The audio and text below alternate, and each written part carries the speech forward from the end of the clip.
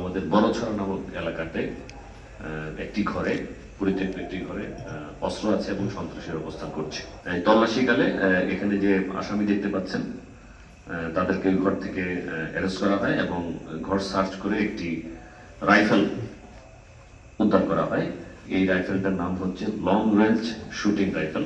তাদের ভাষ্যমতে এই অস্ত্রটা গতকাল নিয়ে এসছে সন্ত্রাসী নাজমুল। আপনারা জানেন আজকে দুপুর 12:30টার সময় আমাদের টেকারঘাট বিওপির যে সদস্যরা আছেন, বিজিবির সদস্যরা, আমরা দুপুরে তারা যখন পেট্রোল করছিল, আমরা আমাদের পেট্রোল জানতে পারে সিভিল সোর্সের মাধ্যমে যে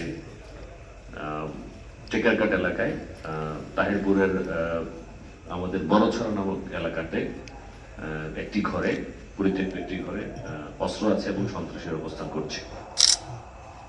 এই তথ্যের ভিত্তিতে টেকারঘাট বিওপির বিজিবি সদস্যরা বড়ছড়া নামক স্থানে গিয়ে যে ঘরটিকে কর্ডন করে ফেলে এবং পরবর্তীতে তাহিরপুর থানার পুলিশ বিজিবির সাথে জয়েন করে দুপুরে এবং যৌথভাবে পুলিশ এবং বিজিবি সদস্যরা ওই ঘরে তল্লাশি চালায়।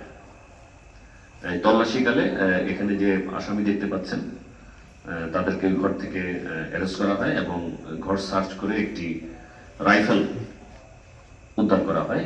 শিয়া বাটার ও ভিটামিন ই সমৃদ্ধ Lily glam beauty soap. Lily, always beautiful. আমরা সোফার যেটা জানতে পেরেছি, এই রাইফেলটার নাম হচ্ছে long range shooting rifle with optical sight. Optical sight আছে, যে অপটিক্যাল সাইটের মাধ্যমে দূর থেকে ফায়ার করা যায় এই অস্ত্রটা দিয়ে। তো এই আসামি যারা ধরা পড়েছে তাদের কাছ থেকে আমরা জানতে পেরেছি, জিজ্ঞাসাবাদ করেছি যে অস্ত্রটা কার বা কোত্থেকে আনা। তো তাদের কাছে যে আসামি 3 জন আছে আমাদের, রাজু আহমেদ, জালাল মিয়া এবং রাসেল মিয়া, সকলের বাড়ি তাহিরপুর। তাদের ভাষ্যমতে এই অস্ত্রটা গতকাল নিয়ে এসছে সন্ত্রাসী নাজমুল। আপনারা হয়তো অনেকেই জানেন এই এলাকার, সে এর আগেও অলরেডি বেশ কয়েকটা মামলা তার নামে চলমান আছে, চাঁদাবাজি এবং মানুষকে ভয় দেখানোর জন্য। তো আমরা প্রাথমিকভাবে গ্রেপ্তারকৃত আসামির কাছ থেকে জানতে পেরেছি সে মূলত সন্ত্রাসী কর্মকাণ্ডের জন্য এই অস্ত্রটা নিয়ে এসছে। তো আমরা তথ্য পাওয়ার পর সেই অস্ত্রটা এবং আসামি 3 জনকে আমরা উদ্ধার করেছি, অ্যারেস্ট করেছি এবং এই অপারেশনে আমাদের বিজিবি সদস্যের সাথে তাহিরপুর পুলিশের সদস্যরা জয়েন করেছিল। আমরা যৌথভাবে যে অপারেশনটা করে আমরা আসামিকে গ্রেফতার করেছি।